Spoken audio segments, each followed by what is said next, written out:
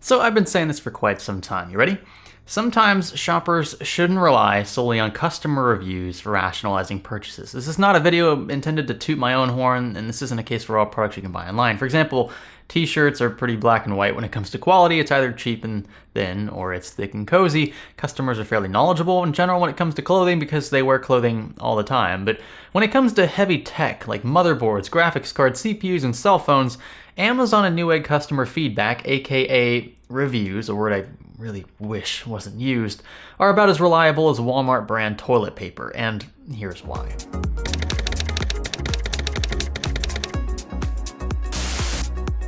Okay, so the goal of this video is not to highlight a few scapegoat reviews from uninformed customers, but to put it lightly, we could be here all day, and I'm sure we'll find a few people in the comment section of this video willing to point out the superiority complex I appear to be giving off here. But the fact of the matter is that many people give 1- and 5-star reviews for absolutely stupid reasons. So instead, my goal is to use these reviews as motivators for you to do proper due diligence when it comes to your hardware selections. In essence, relying solely on this kind of customer feedback could give you the wrong impression about a product. So what am I talking about? Alright, you guys ready to brace yourselves? Let's start with this feedback. This was left in response to a certain purchase of an H370 motherboard. That's literally all the context you need here. Spent 3 days trying to track down issues with the performance of an i7-8700K. Why he's running an unlocked CPU with a locked chipset, I have no idea. That's beside the point. CPU Mark initially had this running at 11K to 13K CPU score, with the average for the 8700K around 16K. Only slightly better than my old 4790. Liquid-cooled system with no CPU throttling. At a build cost of $900, which seems like a miracle, I don't know how he did that. Unacceptable. The problem appeared to be with the CPU not using turbo mode to the stated 4.7 megahertz.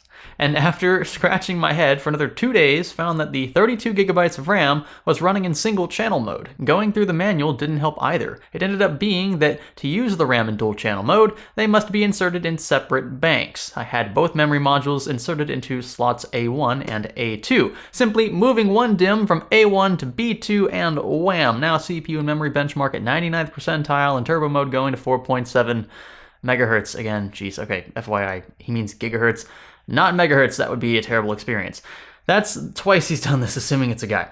He goes on to say, I would have rated it 5 stars had I not spent 3 days troubleshooting this, and if the manual actually had any information on dual channel memory slot configuration. We checked that specific manual, and there is some reference to it. It's a little vague. I'll give him the benefit of the doubt there, but giving this product 3 out of 5 stars, due in large part to user error, are you kidding me? So that was a hot mess, and the result was 3 out of 5 stars, or eggs in this case from Newegg. So to this person's credit, the dual channel config here is actually pretty vague with this particular motherboard manual, but it expects users to understand the fact that channel A is denoted by slots A1 and A2. Channel B is denoted by slots B1 and B2. So if you place both modules into A1 and A2 slots, you aren't running them in dual channel. They're both the same channel. They both start with the letter A. Open the slots first and just aligning the stick with the middle of the strip, not with the end, and just lining that up with the logo.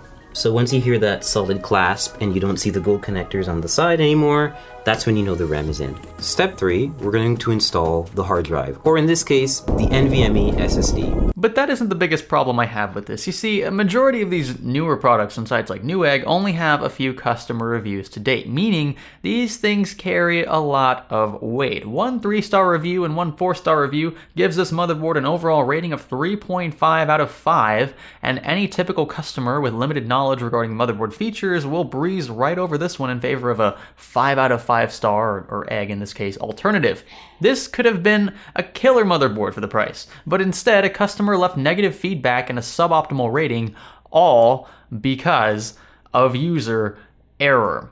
Now, here's a review from Amazon that tells a different story, but you'll get the same narrative overall. This person rated the AMD Ryzen 5 2600 3 out of 5 stars for literally being too expensive. Yeah. CPU performed well. Check that I got was exceptional and was able to overclock fairly easy. Only 3 stars because the CPU should be about $25 cheaper in order to make sense when compared to the Ryzen 7 2700 from a price to performance perspective. I returned the CPU. Okay, I think we all know what's wrong with this one. Dropping the price by roughly 25 bucks like this person suggests would place the Ryzen 5 2600 in the same territory as the Ryzen 5 1600, at which point, why would you buy the 1600? They're supposed to compete, but the prices are supposed to reflect performance, and the 2600 is a slightly better processor because it utilizes a newer architecture and can take advantage of the newer chipsets. It overclocks a bit better, and we do have better Xmp support. These are some of the, just in a nutshell, the things that you get with Ryzen 2nd Gen over Ryzen 1st Gen. Now, in this case, reviews have very little weight, right? 158 customer reviews were posted, so a single 3-star review doesn't do much. In fact, this appears to still be a full 5-star product, and the responses to this rating are pretty rich. But it doesn't change the fact that one's own opinion about the price to performance aspect of a product shouldn't be used as fuel for a negative review. So after talking with several motherboard and graphics card vendors regarding this very issue as well, it's clear to me that this rating system is severely crippled for certain product categories, particularly tech categories.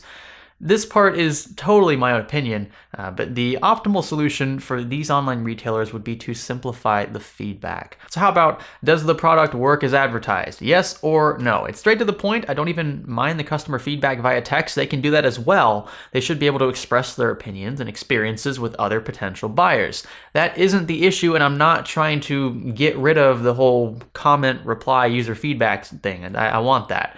But what I take issue with is the star rating system. Especially in the early months of a product's life cycle, customer feedback carries a lot of weight. What if the first 3 reviews of a graphics card are extremely negative because they're coming from a brand they don't particularly like?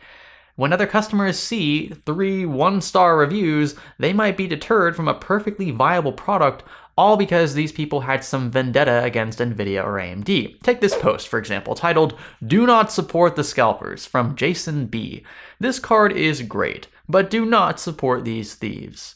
That's literally all he said in this review. That's it. Oh, and of course he was sure to give this a 1-star review, even after saying the card is, quote, "great."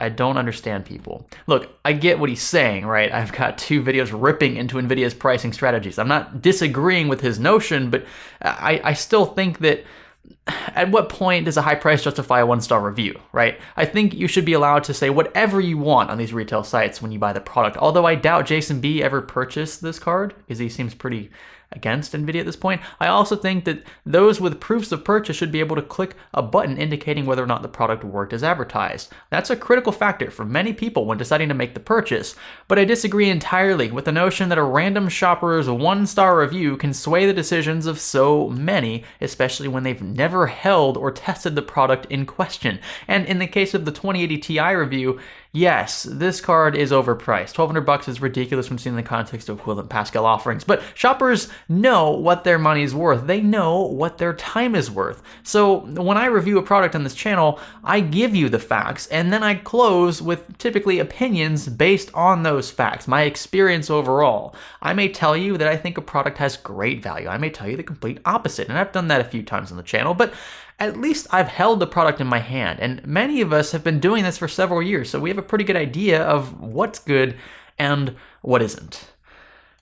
Okay, I know this video won't change the customer review architecture. Star or egg reviews aren't going anywhere, and a majority of the feedback, honestly, is pretty solid and comprehensive, but I also think that there are too many idiots on this planet willing to ruin an entire product's reputation over sheer incompetence, user error, or spitefulness. This review, this one, and this one, all so poorly written with little to no accurate and tangible feedback. A majority of the 1-star reviews out there are for products that are dead on arrival. No issues with this kind of feedback, but it could all again be simplified if we had instead buttons for works as advertised or does not work as advertised. It narrows the variety of feedback, would probably encourage more shoppers to leave feedback, and it eliminates the garbage 1-star reviews similar to those you've seen in this video. So again, I want to stress that I'm not condoning the eradication of verified purchase feedback. I enjoy reading some of these, and a lot of them are filled with excellent first-person info. I want the text, I seriously want all that in there, but tacking the star rating system